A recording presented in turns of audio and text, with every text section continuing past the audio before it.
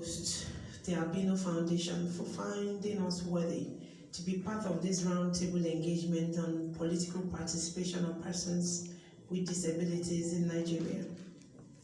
I also wish to extend our gratitude to the Executive Secretary of National Commission for Persons with Disabilities, leaders of disability organizations, stakeholders, and general public.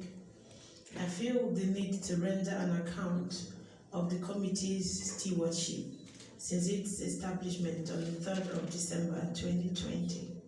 However, we need to take cognizance of the jurisdiction of the committee, which includes oversight of the National Commission for Persons with Disabilities, coordination and advocacy for implementation of Persons with Disability Act, coordination of the ratification and domestication of international protocols on persons with disability, ensuring the inclusion of persons with disability in government programs, policies and projects, advocating for domestication of the Persons with Disability Act by states of the Federation, coordinating, organizing, and representing the House in local and international conferences and workshops relating on disability, budget estimates, and see to the welfare and protection of the rights of persons with disability, vulnerable persons, and special needs.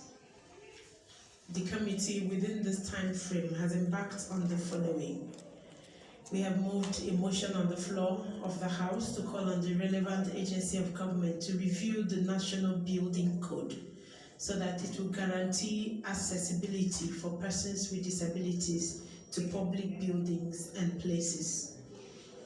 We've made inputs into the electoral bill that would make provision for persons with disabilities. The bill is currently undergoing harmonization between the two chambers of the National Assembly. We've also made proposals to the leadership of the House to make provision for the proceedings at plenary, public hearings, and other legislative engagements to be interpreted in sign language for the benefit of persons with hearing impairment. We have sponsored an amendment to the Discrimination Against Persons with Disability Prohibition Act 2018, which seeks to establish a Disability Trust Fund.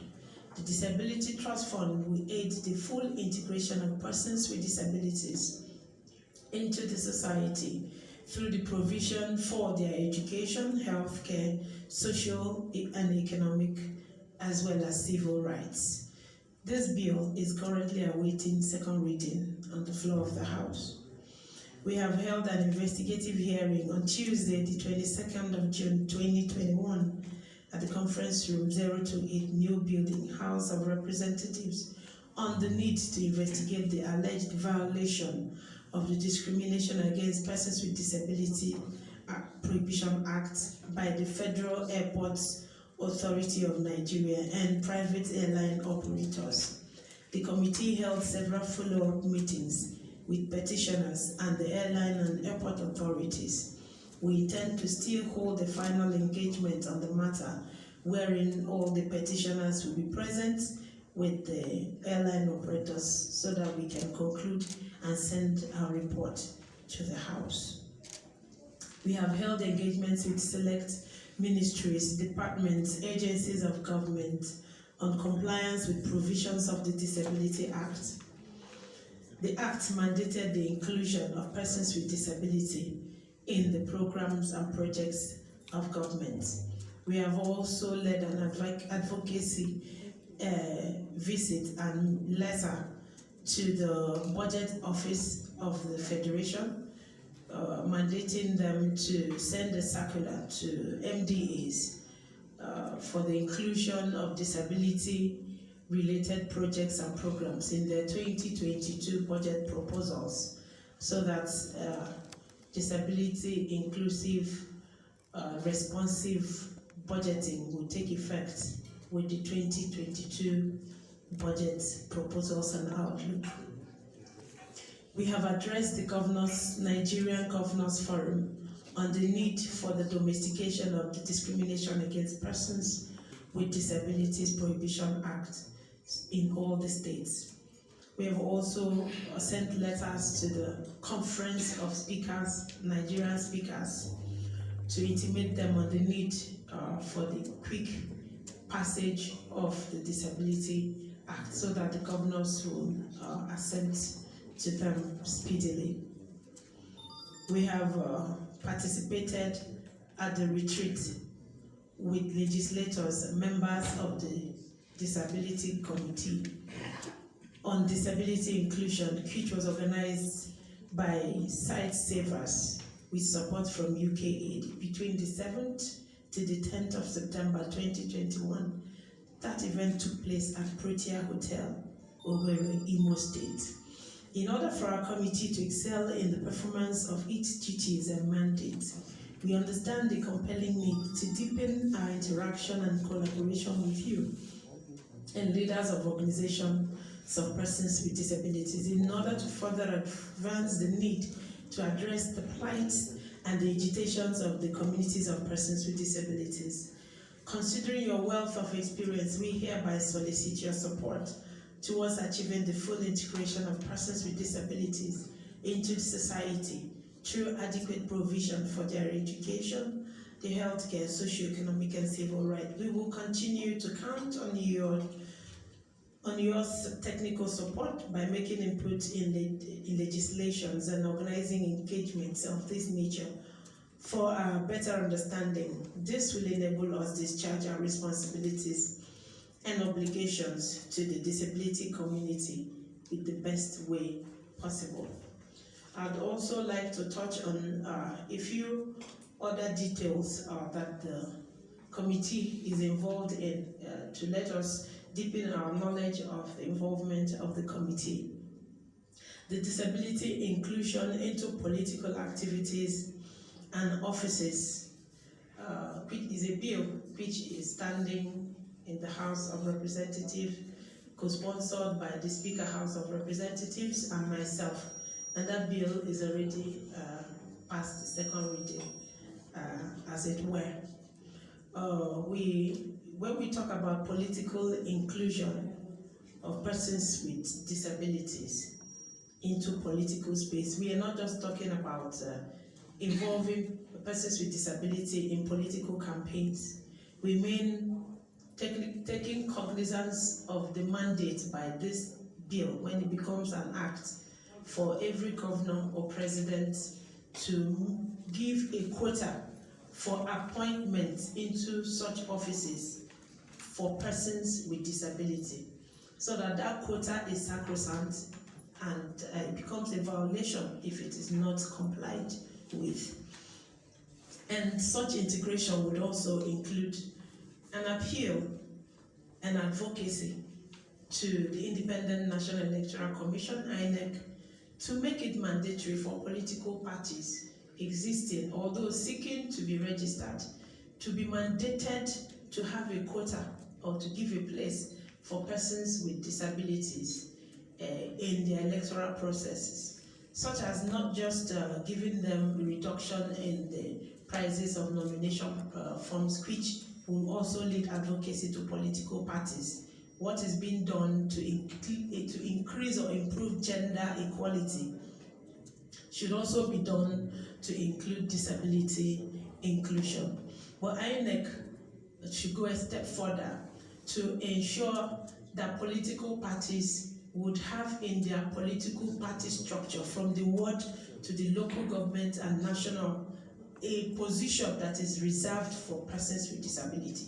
I think as of today, the only party who is doing that is the All Progressives Congress. On that account is where you have Honorable James Lalu as a national rep for persons with disability. So I use this opportunity to also make an appeal to other political parties to take a cue from what the APC has done. It's not enough to say persons with disabilities should come and queue under very harsh and intolerable situations to vote for people into offices. Persons with disabilities also have a right to be voted for. They deserve to be candidates of political parties, and they deserve to hold permanent offices in political parties. So I believe that if INEC does this, disability inclusion is in all spheres, and if we must get it right politically, it must start with giving persons with disability a place at the table so that we can discuss and speak our own language and tell it the way we feel, because it is he who wears the shoes that knows where it pinches them. I would also use the opportunity to let us know that the electoral reform, which was undertaken by the House, and the act which has just been passed recently, which myself and some other members, I am a member of that electoral reform committee, has seen us leading advocacies, and most of them were captured in the electoral act, which we still continue to ask and plead for improved access and accessibility for persons with disability, access to polling units, and the priority in terms of voting for persons with disability, so that they don't have to be subjected to queue, and that they will be given that privilege, such as what is given to nursing mothers.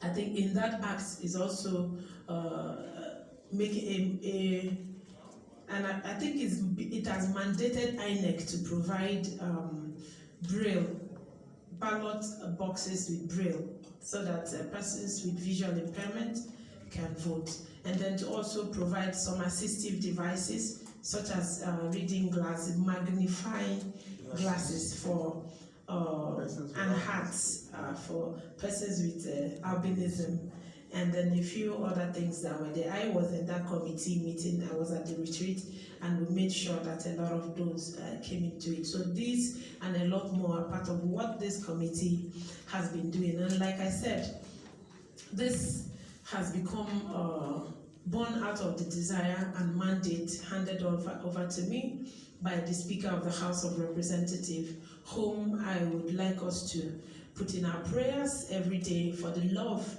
and the care and the burden this committee has put on his heart. He is someone who will not sleep without putting your thoughts to heart.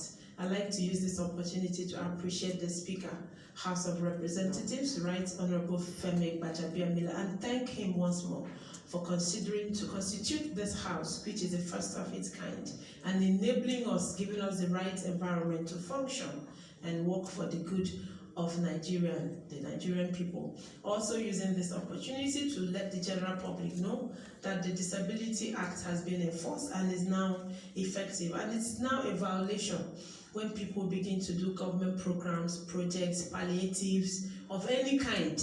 Persons with disability also need palliatives. We should be integrated from employment to recruitment to interventions to even procurement.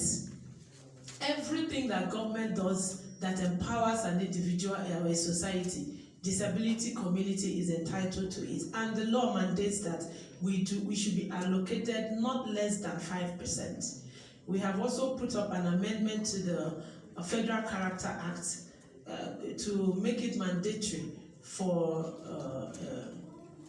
MDAs to only recruit if they have come up with that criteria of not less than 5% inclusion for persons with disability before they will be allowed to recruit or replace. So it behoves on us, the community of disability and the Disability Commission, to work with us. We can set up a task force, and the House will begin to call on MDAs and begin our investigations to check for compliance. And if we find any ministry, department, or agency or organization falling short of the provisions of this act, we will charge them accordingly. And working with National Commission for Persons with Disability, those who are found to flout this law will be brought to book. We will not stop at anything, and no amount of intimidation would stop us from discharging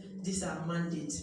It has also come to our notice the notice for recruitment which Federal Road Safety has done, recently they put up an advert where they put it strictly banning persons with disability not to apply.